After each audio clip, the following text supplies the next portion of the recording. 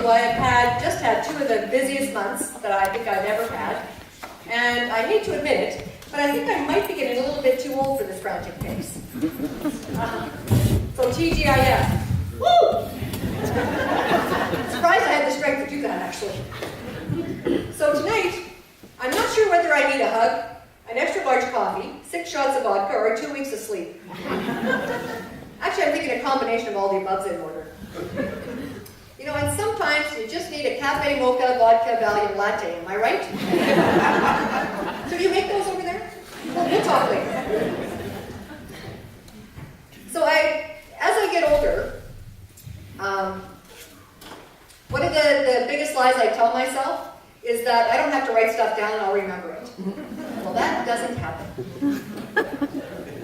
And because I'm over 50, you know, I'll get off the couch to go get my reading glasses, do 6 other things, forget my reading glasses, and sit back down on the couch again. Only to have to start the cycle all over again. So I'm not really getting a whole lot of reading in, but I am getting a lot of other things done in the house, so that's good. And I know I'm getting older, because when I wash my hair in the bathtub, I have to make sure that one of my boobs doesn't get caught in the drain.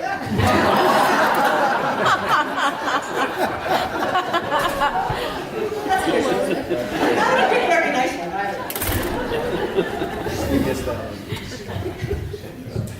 And at my age, 2 words that are considered essential foreplay are, wake up! And what's with these people that can fall asleep right away? Don't they have any freaking thoughts? Now I know, in my case, because I worked shift work for over 30 years, and, you know, going through menopause, you know, it's probably a miracle I can sleep at all, really. And I've also, and I don't know if you've talked to other ladies out there, but in the last number of years I've come face to face with the 7 witches of menopause on occasion. So here they are in no particular order. Itchy, bitchy, sleepy, sweaty, bloated, forgetful, and psycho.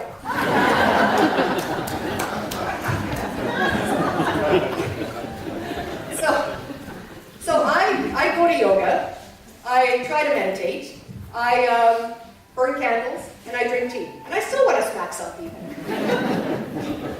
So I guess I have OCD after all. You know, I'm getting old, cranky, and dangerous.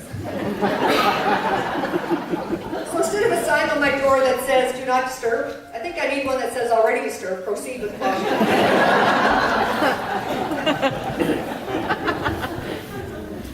And you know, too, at my age, it's important to have a balanced diet. You know, that's why I put chocolate in both of my hands. And wash it down with a big glass of red wine. Pure goodness, people, pure goodness. You know, they say carrots are good for your eyesight, but goose gives you double vision.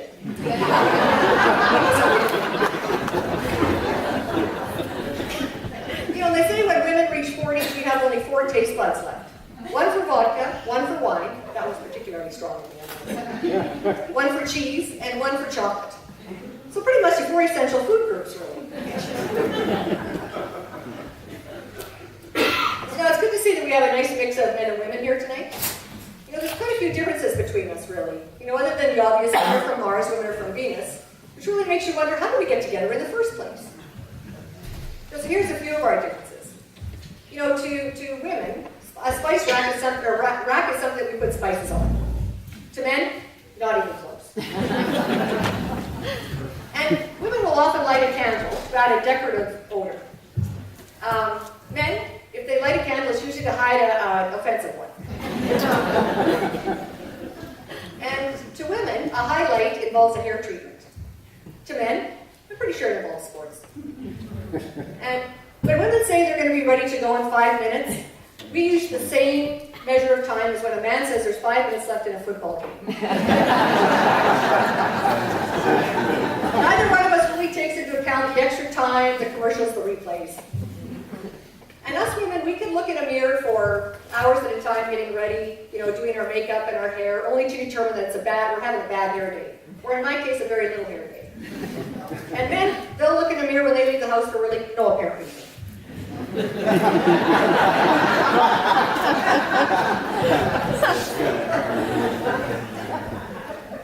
And now men, they use restrooms for purely biological reasons. Men say very little to each other in restrooms. Or so I've heard. I mean, how would I know? Okay, it was that one time. I said what I should have said.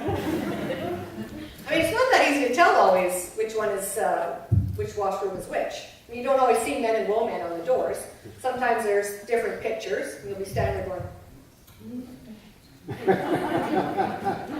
and sometimes there'll be a W and an M on the doors, which, I'm sorry, after a few cocktails, they start to look very similar.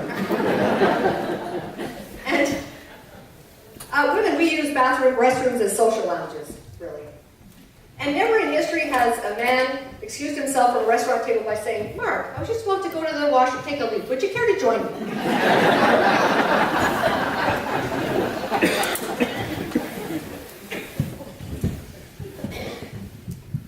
See, this happens almost every time I'm up here. Pause for a commercial. Does anyone really know how to use a restroom anymore? The new ones, I mean. You know, you'll be sitting on the toilet doing your own business, and the toilet suddenly flushes midstream. It scares the crap out of you. But I guess you are in the right place for that to happen. You know, and then when you stand up and you want it to flush, you're done. It doesn't. And so you're looking for the handle to pull down. It's nowhere. Sometimes there'll be two bigger buttons to push down, one for number one, one for number two, but you don't know which one's which. Is it too much to ask that they put a number one and number two on them? But more often than not, there's a little button that you're supposed to push to flush the toilet. So your task, should you choose to accept it, is to locate this button. But I don't always have the time or the patience for that.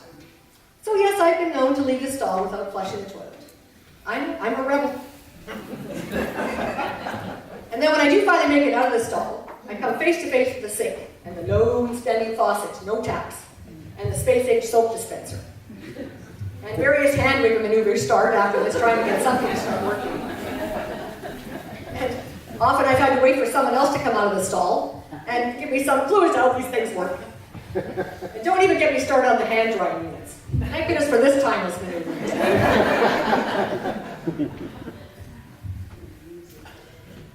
Now, it may or may not surprise you to know that I was not particularly athletic as a child. I was quite chubby, and I was one of those students that was often picked last for team sports in gym class. I know, that's all right, I'm over it, years of therapy. And I was also kind of a klutz. I still kind of am today.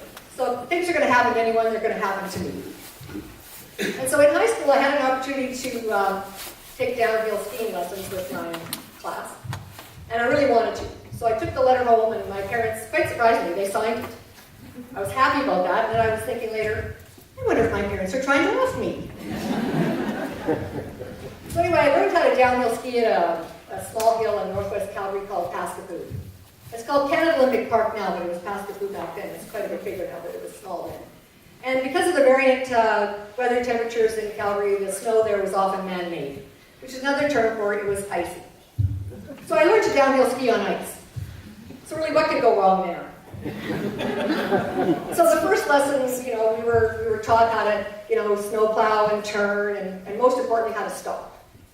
And then the next lesson, we went up on the chairlift, and the instructor said, okay, I want you to ski down one at a time and stand in a nice vertical line, and just wait there. And he told me to go last. I don't like to go last. Just go last. All right. So everybody's down there, and then it was my turn to come down. Now, I want it on record that I really did try to stop. Like I said, I was skiing on ice, and I'm gaining speed as I'm approaching them. And I applied the brakes, but they didn't take. So I hit that last person in the line with some speed, I'm not going to lie. And he hit the next one, and it was like a domino effect. We was there. The instructor looked at me, he was not happy. Probably didn't help that I went straight. Yes.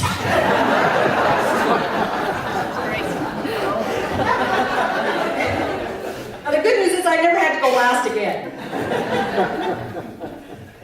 So I'm just going to leave you with this little tidbit. Laughter is the best medicine, unless you're laughing for no reason, and then medicine is the best medicine.